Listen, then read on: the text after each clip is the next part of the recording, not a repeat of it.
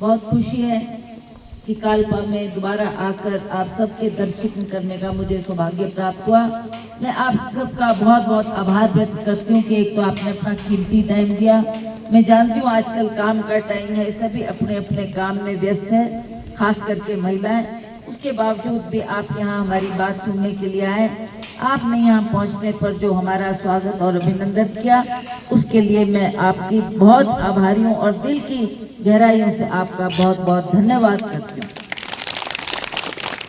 आप सब जानते हैं ये चुनाव का वक्त है। मेरे से पहले प्रवक्ताओं ने, नेगी जी ने, सभी प्रवक्ताओं ने बहुत अच्छी बात यहाँ पर कही, सब बातें आपके सामने रखी। अब ज़्यादा उसमें कुछ कहने को नहीं है। मुझे तो केवल मात्र जो पिछला हमारा उपचुनाव हुआ था उसमें भी आपने चुनकर मुझे तीसरी मर्तबा संसद में जाने का मौका दिया, उसके लिए भी मैं आपका बहुत बहुत आभार और धन्यवाद व्यक्त करती हूँ। इस बार जब इलेक्शन आए तो बहुत चिंतन किया गया, बहुत सोच की गई, क्योंकि आप जानते हैं कि कांग्रेस पार्टी एक ऐसी पार्टी है जिसने देश के लिए, प्रदेश के लिए बहुत सारी कुर्बानियां दी। भाजपा के लोग जो मर्जी बोले, पर दुनिया जानती है, बच्चे जानते हैं, बुजुर्ग जानते हैं कि हमारे देश को आजादी देने के लिए कांग्रेस पार्टी ने कितने बलिदान दिए, कितना बड़ा रोल उनका रहा और किस तरीके से हमारे देश को आजादी मिली। कांग्रेस का बखान करने लगो तो बहुत समय लगेगा। आप सब जानते हैं कि कांग्रेस के जो हमारे शीर्ष नेतृत्व थे, चाहे पंडित जवाहरलाल नेहरू, चाहे श्रीमती इंदिरा गांधी जी, चाहे जो भी उस वक्त हमारे प्रधानमंत्री रहे, राजीव गांधी जी, नरसिम्हा राव जी, डॉक्टर मनमोहन सिंह जी, इनकी बहुत बड़ी कुर्बानियां हैं, जिसका बखान करने के लिए पोथियां लिखते लिखते भी आदमी थक जाएगा कि इतना कुछ कांग्रेस पार्टी ने देश के लिए और प्रदेश के लिए किया है। हमें खुशी है कि आज हम कांग्रेस पार्टी के लिए वोट मांग रहे हैं। जैसा मैंने कहा, ये वो पार्टी है जिसने बलिदान दिया है, ये वो पार्टी है जिसने देश के लिए काम किया है, ये वो पार्टी है जिसने प्रदेश के लिए काम किया है। जहां तक आपकी किन्नौर की बात है, आप सब जानते हैं किन्नौर का विकास किसने किया। किन्नौर को ऊपर उठाने के लिए जो यहाँ पर काम हुए, चाहे वो सड़कों का जाल बिछाया गया, चाहे स्कूल खोले गए, चाहे कॉलेज खोले गए और घर घर में बिजली और पानी पहुंचाने का काम कांग्रेस की सरकारों ने किया। हम याद करते हैं आज माननीय भगत सिंह जी को, जिनका बहुत बड़ा लगाव किन्नौर क्षेत्र से था, बहुत प्यार करते थे वो किन्नौर को। वो जानते थे कि मेरी जड़ें किन्नौर में, किन्नौर की उपज है हम लोग, किन्नौर से जाकर हम रामपुर बसे। आज सुबह ही मैं अपने देवता कामरू के दर्शन करके हम लोग यहाँ पहुंचे। मुझे पता है कि देवता बद्रीनाथ, नारायण बद्रीनाथ जी को हम अपना आज भी कुल देवता मानते हैं, वो भी हमको अपना परिवार का सदस्य मानते हैं। उनका, हमारी आस्था उनके प्रति और जो हमारा लगाव इस क्षेत्र के प्रति रहा। राज साहब अपने हर बात भाषण में इस बात का जिक्र करते थे कि किन्नौर से मेरा केवल एक राजनीतिक रिश्ता ही नहीं, एक परिवार का रिश्ता है। मैं परिवार के सदस्य की तरह आप लोगों को मानता हूँ और समझता हूँ, और जो भी आपकी दुख तकलीफ थी समय पर उसका निवारण भी उन्होंने किया। हमारे जगत सिंह नेगी जी यहाँ के कई बार विधायक रहे, डिप्टी स्पीकर रहे, और इस बार हमें खुशी है कि कांग्रेस की सरकार ने उनको काबीना मंत्री बनाया और आज जिस तरीके से वो किन्नौर की आवाज विधानसभा में उठाते हैं, किन्नौर के लिए काम कर रहे हैं, वो एक बहुत सौभाग्य की बात है। इसके लिए मैं आपको बहुत बहुत बधाई देना चाहती हूँ। यहाँ जिक्र किया हमारी जो केंद्र में सरकार है उसका जिक्र हुआ। आप सब जानते हैं पिछले 10 साल से उनकी सरकार दिल्ली में है। यही नरेंद्र मोदी जी जिन्होंने लोगों को आश्वासन दिया, जिन्होंने लोगों के बीच में आकर ये कहा कि मैं हिमाचल प्रदेश को अपना दूसरा घर मानता हूँ, मैं चाहता हूँ कि हिमाचल प्रदेश की तरक्की हो, उन्नति हो। और जब वो मंडी में आए थे विधानसभा के इलेक्शन के दौरान पिछली मर्तबा 2014 में, तो उन्होंने खुद अपनी जुबान से कहा था। जैसे यहाँ पर बात की गई महंगाई की, बात की गई रोजगार की, बात की गई आपको 15-15 लाख आपके खाते में आने की। बहुत इंतजार किया लोगों ने कि हमारी महंगाई कम होगी, हमने आपको वोट दिया, हमने आपको प्रधानमंत्री बनाया, हमारे वोट की ताकत से आप प्रधानमंत्री बने। आज आप देखेंगे कि जो गैस का सिलेंडर हमारे 450 रुपए का उस वक्त हुआ करता था 2014 में, यही मोदी जी तो बार बार बोलते थे कि मैं ये कीमतें घटाऊंगा। आज पेट्रोल डीजल के दाम देखो, खाद्य पदार्थ के दाम देखो, और हर चीज का दाम बढ़ा है। इतने साल बीत गए, आपने ना वो दाम कम किए, और 2 करोड़ बच्चों को पूरे भारतवर्ष में रोजगार देने की बात नरेंद्र मोदी जी ने स्वयं की थी। आज तो 20 करोड़ बच्चों को रोजगार मिल जाना चाहिए था, फिर वो आगे की बात करते। पर आज ना वो महंगाई की बात करते हैं, ना वो रोजगार की बात करते हैं, और 15 लाख तो मेरे को लगता है वो भूल ही गए कि मैंने हर व्यक्ति को ये कहा था कि आपके हर एक व्यक्ति के खाते में 15-15 लाख आएगा। उन्होंने बात की थी भ्रष्टाचार की।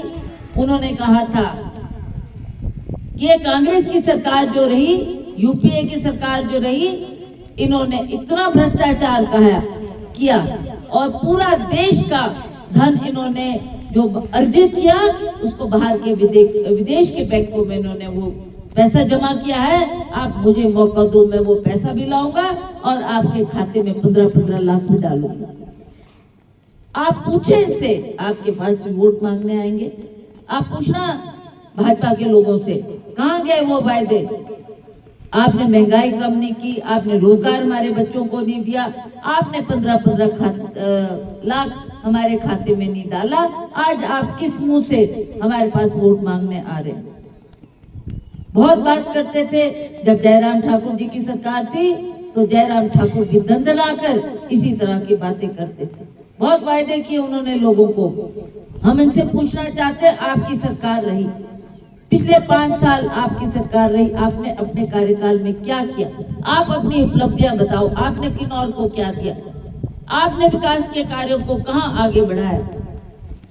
कितने बच्चों को रोजगार दिया? और आप जो महंगाई की बात करते हैं, आपके प्रधानमंत्री जी ने ये बोला है, आप चाहते तो उसकी आवाज भी आप केंद्र सरकार के समक्ष रख सकते थे, पर ना आपको चिंता ही नहीं है कि हमारी महंगाई बढ़ रही है, हमारे समाज में इतना कुछ हो रहा है, उसकी आवाज उठाने वाला कोई केंद्र में चाहिए था हमारे पास। ये तो मुख्यमंत्री थे उस वक्त, तो इनके हाथ में बहुत कुछ था, ये चाहते तो हमारा कल्याण कर सकते थे। पर हमें अफसोस है कि हमारे साथ भारतीय जनता पार्टी बहुत बड़ा विश्वासघात करती है। विश्वास करते हैं लोग, तभी इनको वोट देते हैं, तभी इनकी सरकारें बनती है। और जब मौका मिला, जब सरकारें बन गई, तब आप उन बातों को भूल जाते हैं। आज जैसा यहाँ कहा गया कि हमारी सरकार जब बननी थी, हमने भी कुछ वायदे लोगों से किए थे। हमने भी कहा था, आप हमारी मैनिफेस्टो में 10 वायदे हमने किए। हमने कहा कि हम महिलाओं को 1500 प्रति माह देंगे। वो आपके खाते में जाने थे वो पैसे, पर जो ये पीछे इतना बड़ा त्रासदी हिमाचल प्रदेश में हुई, मोदी जी ने उसके लिए कोई पैसा नहीं दिया, कोई मदद नहीं हमारी की, ना हमारे आर्थिक तौर से हमारी मदद की, और ना ही उन्होंने राष्ट्रीय आपदा स्टेट घोषित किया, जिससे हमारे को काफी सहूलत मिलती। पर जब ये कार्य नहीं हुए तो अंततः हमारी सरकार को ही, वो सरकार कांग्रेस की सरकार जो कर्जे में डूबी थी, बहुत कर्जा छोड़ गए थे जयराम ठाकुर इस सरकार के ऊपर। अभी तो वो कर्जा निपटाना था, अभी तो हमको जो वायदे थे वो पूरे करने थे। पर जब हमने देखा कि केंद्र सरकार से हमारी कोई मदद नहीं हो रही, हमें जो लोग बेचारे बेघर हो गए, जिनके बाल बच्चे उस बाढ़ में मर गए, जिनका सब कुछ उसमें चला गया, भूमि चली गई, भेड़ बकरियां चली गई, गाय भैंसे मर गई, और कुछ भी उनके हाथ में नहीं रहा। जहां जहां दरिया के किनारे में उनका घर था, जब वो दरिया इतनी तेज बहाव से आई, उसने आए देखा न बाएं देखा, जो भी रास्ते में आया सारे घर, बिल्डिंग और सब कुछ, पुल, सड़कें, सभी कुछ तबाह करती हुई आगे बढ़ गई। देखा हमने वो मंजर। मैं एमपी थी तो मैं मुख्यमंत्री और पीडब्ल्यूडी मंत्री के साथ हमने भी दौरा रखा, चाहे वो मंडी की बात थी, चाहे वो कुल्लू की बात थी, चाहे वो हमारे अन्य क्षेत्रों में जहां जहां बाढ़ आई उसका हमने दौरा किया। हमें विश्वास नहीं होता था कि यहाँ भी कोई बिल्डिंग खड़ी, यहाँ भी कोई घर बड़े थे, यहाँ भी कोई बस्ती थी। ऐसा धरातल बना दिया था, चारों तरफ रेत ही रेत का मंजर। लोगों ने कहा जी यहाँ 7-7 मंजिली बिल्डिंगें थी जो इस बाढ़ में ले गई। 100 साल पुराने पुल बने हुए थे, वो पुल उन्होंने ले गए। तो जब ऐसे वक्त में हम लोगों के बीच में गए तो हमने देखा कि बहुत ज्यादा नुकसान हुआ। सरकार ने उसका जब अनुमान लगाया 12,000 करोड़ रुपए का नुकसान हिमाचल प्रदेश में। कहां से लाते हम वो पैसा? इधर कर्जे में डूबे, उधर मोदी ने आंखें बंद कर ली। मैं गई उनके पास, मैंने कहा मोदी जी आप हमें पैसा दे, हमारी मदद करें। हिमाचल प्रदेश में त्राही त्राही मच गई है, चारों तरफ ये इसने बाढ़ ने ऐसा मंजर हमारे को दिखा दिया है जिसको अब देखते हुए भी दिल कांपता है। उन्होंने कहा हाँ मैं करूंगा। 2-3 दिन मैंने इंतजार किया कि शायद खबर में आएगा, न्यूज में आएगा, अखबारों में आएगा कि प्रधानमंत्री जी ने इतने लाख करोड़ दे के हमारी मदद की, इतना कुछ हमारे लिए धन दिया। आप तो इसको अपना दूसरा घर कहते थे, दूसरे घर की तरफ आप नजर भी नहीं डाल रहे, देख भी नहीं रहे। अंततः इंतजार करने का टाइम नहीं था, लोग हमारे भूखे प्यासे सड़कों पे बैठे थे, उनकी मदद करनी थी। माननीय मुख्यमंत्री जी ने जो पैसा हमने संचित करके रखा था सरकार चलाने के लिए, वो पैसा हमको डाइवर्ट करके उस वक्त उन प्रभावित परिवारों को देना पड़ा, उनके मकान बनाने पड़े। जो मकान बनाने के लिए 1-1.25 लाख दिया जाता था, उस धनराशि को बढ़ाकर सरकार ने 7 लाख रुपए की वो धनराशि दी, भूमि दी, पैसा दिया, सारे परिवारों को जाकर जो जिनकी उस बाढ़ में नुकसान हुआ सभी की मदद की। हमें आभार प्रकट करना अपनी सरकार का कि आप दुख के समय में, ऐसे समय में जब लोग घर बेघर हो गए थे, उनके बाल बच्चे चले गए थे, बहुत कठिनाई का सामना कर रहे थे, उस वक्त उनकी आपने मदद की। हमें खुशी है कि कांग्रेस की सरकार थी तो हमने मदद की। न जाने अगर बीजेपी की सरकार होती तो शायद ये उसके लिए भी पीछे हट जाते। हमने कहा था उस मैनिफेस्टो में कि हम आपको ओल्ड पेंशन स्कीम लागू करके देंगे, वो पेंशन स्कीम जिसके लिए बार बार लोग और रिटायर्ड लोग, सरकारी कर्मचारी जयराम ठाकुर जी के पास भी जाते थे, उनसे भी पुकार करते रहे, जयराम जी हम रिटायर होके घर आ गए, हम घर परिवार कैसा चलाएंगे, हमारे को पेंशन तक नहीं मिल रही। बार बार इस बात को उठाया। हम लोग उस वक्त विपक्ष में थे, विपक्ष में विक्रमादित्य ने भी इस बात को चुनौती देते हुए जयराम जी को विधानसभा में बोला, जयराम जी आप इस पैसे को देते हैं कि नहीं? आप दो, आपकी सरकार है, अगर आप नहीं देंगे तो हमारी सरकार आएगी और हम देंगे। और वही बात हुई, हमारी सरकार आई। आज हमारी सरकार ने वो ओपीएस और वो पेंशन की स्कीम जिंदगी के लिए लोगों को लगाई है। जो हमारे कर्मचारी है उनको जिंदगी भर के लिए वो पेंशन भी मिलेगी और उनके परिवार को भी उसका फायदा मिलेगा। दूसरा फायदा, हमारी महिलाओं को पैसे देने की बात हमने की थी हर महीने। जैसा मैंने आपको कहा कि वो पैसे हमने इसी कार्यक्रम के लिए रखे थे कि जब सरकार बनेगी तो महिलाओं को हमने 1500 देने हैं, पर उस वक्त क्योंकि वो पैसा उस कार्य में लगाना पड़ा, अब वो हमारी सामान्य स्थिति होगी। अब हमने सोचा कि हम दोबारा से इस पैसे को देना शुरू करें और मुख्यमंत्री जी ने जाकर लाहौल स्पीति में इसकी घोषणा की, इसकी शुरुआत भी कर दी। हम पैसा देना जा रहे थे, हो ही रहा था हमारा ये काम, जिला वाइज जैसे लाहौल स्पीति का हो गया, धीरे धीरे हमने और जिलों को भी ये पैसा देना। उस वक्त ये कोड ऑफ कंडक्ट लग गया, इलेक्शन अनाउंस हो गए और जयराम ठाकुर जी कहाँ पहुंच गए? इलेक्शन कमीशन के पास पहुंच गए कि रोका जाए ये महिलाओं का पैसा, ये इनको नहीं मिलना चाहिए। हमने भी दरख्वास्त डाली, हमने कहा ये कोई इलेक्शन का पैसा के टाइम नहीं अनाउंसमेंट हुई। ये अनाउंसमेंट तो जब हमारी सरकार बन गई थी तब हमने कर दी थी, तो उन्होंने मंजूर किया।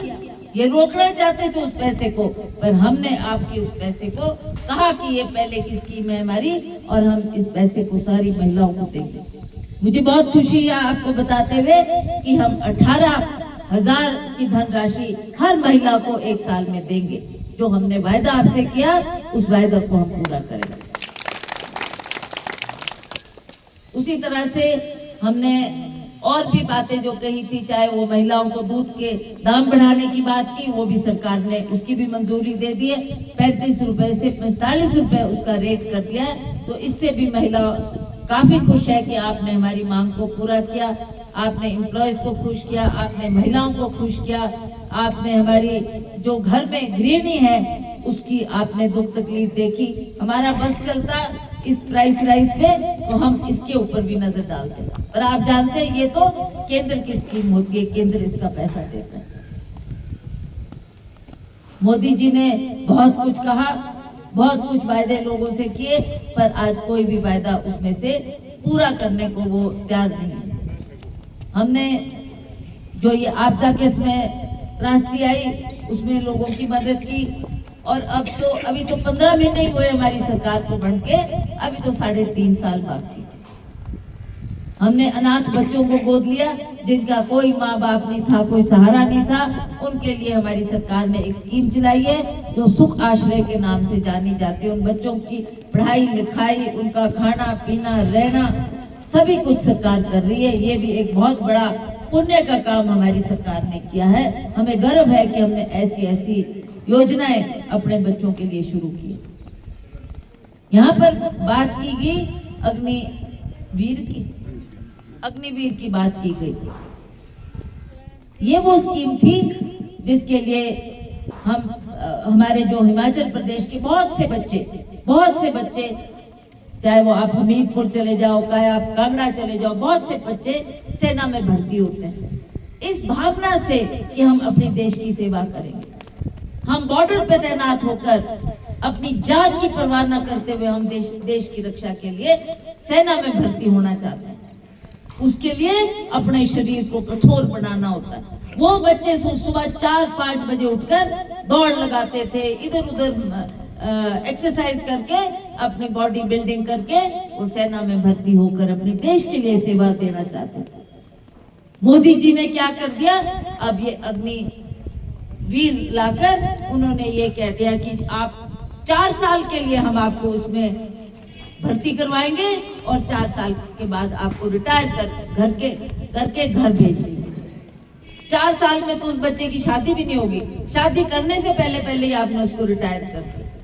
तो कांग्रेस का जो हमारा नेशनल मैनिफेस्टो बना है उसमें हमने कहा कि अगर हमारी सरकार बनेगी तो हम इसको भी हटाएंगे, ये अग्निवीर जैसी योजना को भी हम अवश्य हटाएंगे।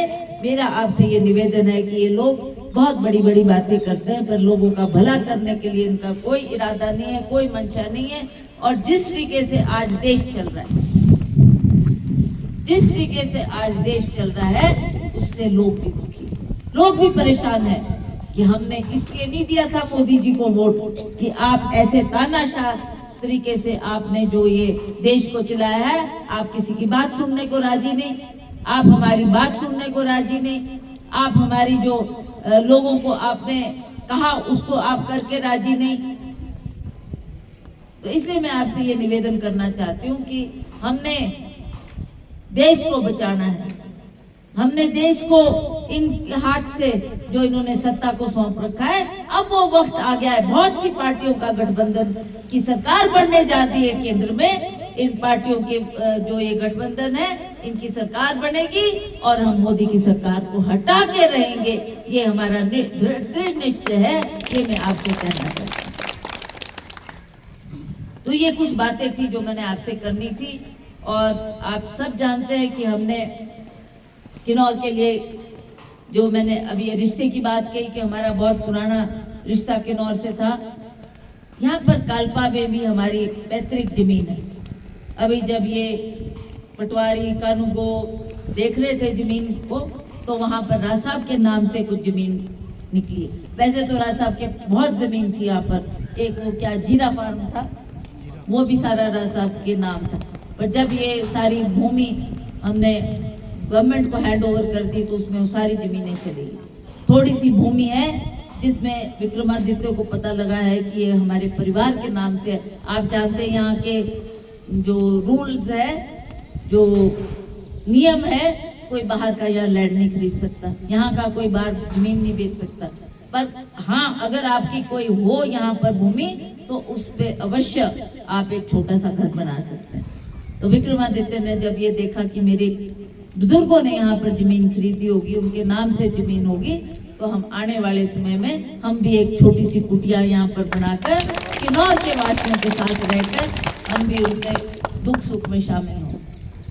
तो मेरा आपसे यही निवेदन है कि हमने अब 1 तारीख को वोट डालना है। आपने इस वोट को हल्के में नहीं लेना, ये मत सोचना कि ये तो केंद्र का वोट है।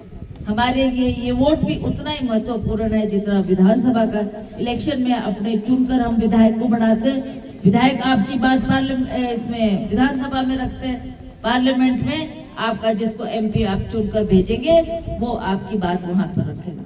तो मुझे आपसे ये कहना है कि 1 तारीख को जितनी भी मेरी माताएं बहनें नौजवान साथी आए हैं, आपने ये निश्चय करना है कि आपने इधर उधर जितनी भी आपकी आस पड़ोस है, रिश्तेदारी है, माताओं की तो प्योके में भी है, ससुराल में भी है, बहू के घर में भी है, बेटी के घर में भी रिश्तेदारी है, सभी से आप निवेदन करेंगे कि आप अपना अपना वोट उस दिन डालने के लिए यहाँ आए, अगर कोई बाहर भी हो। और जब आप वोट डालने जा रहे हो, आप ये निश्चय करें कि सभी को बोले कि चलो साथ इकट्ठे चलकर वोट डाल के आते हैं।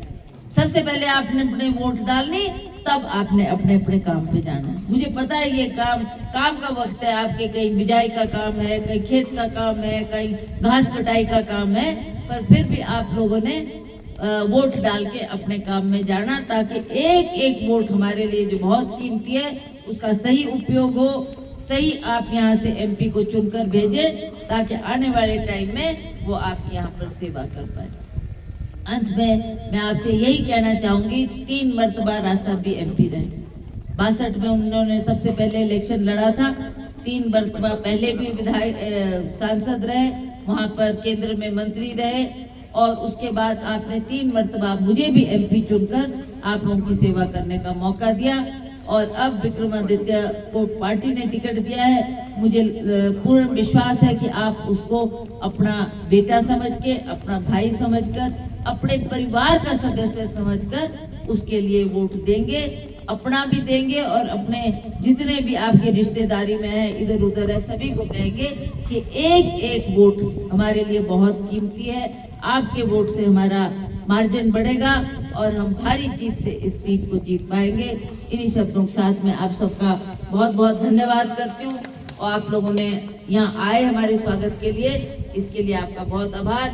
मुझे आप ये विश्वास दिलाएंगे कि 1 तारीख का दिन हमारे लिए बहुत महत्वपूर्ण है, आपने भूलना नहीं, इस काम को अवश्य करना।